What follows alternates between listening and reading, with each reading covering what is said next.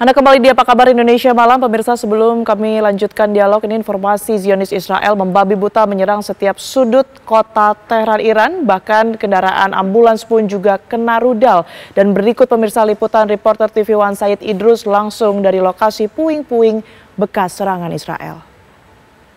Saat ini saya berada di Haftetir Square, di mana kita melihat di sini ada ambulans yang dirudal oleh Israel. Dan tempat ini dipenuhi dengan bekas-bekas reruntuhan yang sengaja memang oleh pemerintah atau oleh pemerintah setempat, oleh pemerintah Teheran diletakkan di sini untuk mengingat kekejaman Israel. Apa yang diletakkan di sini adalah bekas reruntuhan serangan dari Israel. Begitu juga ambulans yang dirudal oleh Israel pada hari Senin. Mereka sedang bertugas untuk menyelamatkan masyarakat Iran yang luka-luka maupun yang syahid, tapi mereka pun dirudal oleh rudal Israel. 2 orang petugas dari Hilal Ahmar Tehran syahid dalam serangan ini. Yang Anda saksikan saat ini adalah sisa-sisa atau puing-puing, sisa-sisa bangunan dari rumah-rumah yang dirudal oleh Israel, oleh Zionis Israel. Semuanya diletakkan di Haftetir Square untuk mengenang tentang kekejaman Israel. Ya pemirsa, saya akan lanjutkan langsung ke Pak Reza. Pak Reza, tadi ada pertanyaan yang terputus begitu ya. Sebenarnya kalau kita melihat aksi yang dilakukan oleh Amerika Serikat ini kan sudah pasti melanggar hukum internasional, kemudian juga piagam PBB begitu ya. Apa konsekuensi yang nantinya akan diterima Amerika dan apa yang terjadi setelah ini ke depannya? Konsekuensinya itu secara image ya. Image Amerika Serikat akan dianggap sebagai negara yang tidak mendukung hukum internasional. Kemudian negara ini menunjukkan contoh penyelesaian krisis internasional secara gunboat policy. Hantam dulu urusan belakangan. Kemudian yang akan terjadi juga adalah menciptakan goncangan ya, di mana negara-negara sekutu Amerika Serikat di seluruh dunia akan merasa perlu mendukung Amerika Serikat yang sedang naik daun. Dan tentunya Israel juga hari ini langsung rasa percaya dirinya kan lebih tinggi. Jadi sehingga berani melakukan penggempuran atas titik-titik tertentu di Iran ya.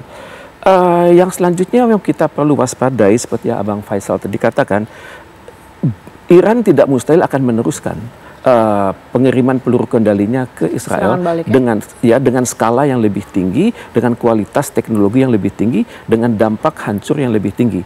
Karena dia diserang oleh Amerika Serikat, posisi Iran adalah posisi saya biasa-biasa saja diserang oleh Israel. Israel diserang otomatis bertentangan dengan pasal 51 dari piagam PBB. Kemudian Amerika Serikat sebagai pelindung Israel juga menyerang saya. Jadi saya berada pada posisi harus bertahan. Dan sekarang saya harus lawan balik kan. Ini dapat dimengerti kalau Iran sekarang menargetkan basis pangkalan-pangkalan militer Amerika Serikat yang ada di Qatar, di Bahrain, di Kuwait, di Uni Arab Emirat, di Irak, di Syria, dan di Abu Dhabi. Itu berada dalam jarak serang dari peluru kendali Iran.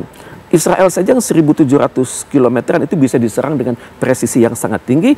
Jadi apalah artinya pangkalan militer di Qatar yang jaraknya 775 km, pangkalan militer Amerika Serikat di Bahrain jaraknya 1.200 km, pangkalan militer Amerika Serikat di Kuwait yang berjarak 1.400 di Irak, di Syria itu di wilayah perbatasan, bahkan di Abu Dhabi jaraknya 1.700 km. Jadi tampaknya lokasi utama yang paling mungkin untuk kemudian dilakukan serangan balik dari Iran begitu ya? Mungkin sekali. Tampaknya Iran sedang memilih-milih ini. Pangkal itu akan diserang apakah lewat Gadar seri F atau seri H, kemudian Shahab seri 3, ataupun Khalil Fars, ataupun Zohair, seperti apa. Yang jelas ini tentara-tentara Amerika Serikat yang sedang ada di wilayah-wilayah itu stresnya tinggi. Dan otomatis juga masyarakat mereka di dalam negeri, keluarga mereka juga bingung, takut.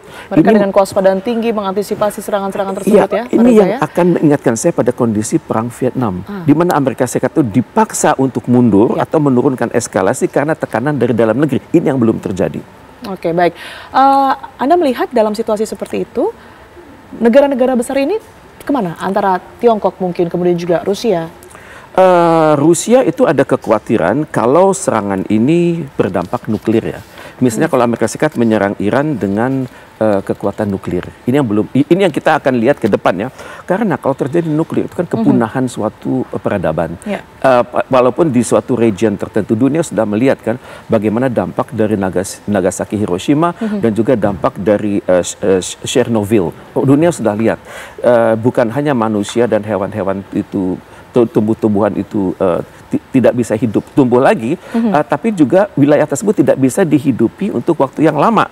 Jadi yang dikhawatirkan oleh Iran adalah kalau itu serangan nuklir, itu akan sangat berdampak kepada penduduk Iran, dan dalam suasana yang keotik, yang kacau balau tersebut akan terjadi perpindahan besar-besaran, persis seperti saat Rusia menyerang Ukraina. Dan juga Iran khawatir terlahir pemimpin yang berbeda kualitasnya dengan yang sekarang, dan juga kemungkinan besar dikhawatirkan oleh Rusia ya, ada pejabat-pejabat militer, pejabat politik yang bertindak secara mandiri sehingga bisa membahayakan perbatasan Iran itu sendiri. Berbatasan di barat itu dengan Irak, perbatasan di barat laut dengan Turki, Azerbaijan dan Armenia. Jadi ini dikhawatirkan akan ada gelombang pengungsi. Tapi sementara ya tampaknya Iran masih bisa mengendalikan diri. Baik, lantas bagaimana posisi dan juga dukungan yang diberikan mungkin dari negara-negara Arab ya, baik itu Arab Saudi maupun juga Uni Emirat Arab, Bang Faisal? Dari awal itu negara-negara Arab sudah memberikan kecaman terhadap serangan Israel terhadap Iran.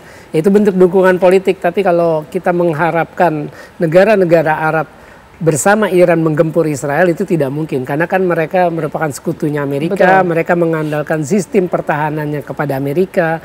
Kemudian rezim-rezim yang berkuasa di sana juga mengandalkan keberlangsungan hidup mereka terhadap dukungan Amerika. Artinya mereka lebih berhati-hati untuk mengambil sikap dalam hal ini. Iya, gitu. Jadi mereka lebih hanya memberikan kecaman dan simpati terhadap Iran. Oke, baik. Kemudian kalau kita melihat kemarin kan juga ada pertemuan antara Presiden Rusia begitu ya dan juga Indonesia. Ini nanti dampaknya akan seperti apa? Mungkin dari Pak Reza terlebih dahulu.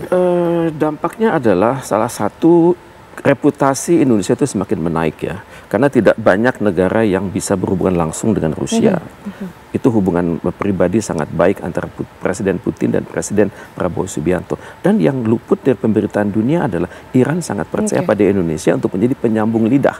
Dan kebetulan 1-2 hari ini telah dan sedang berlangsung KTT luar biasa dari Organisasi Konferensi Islam.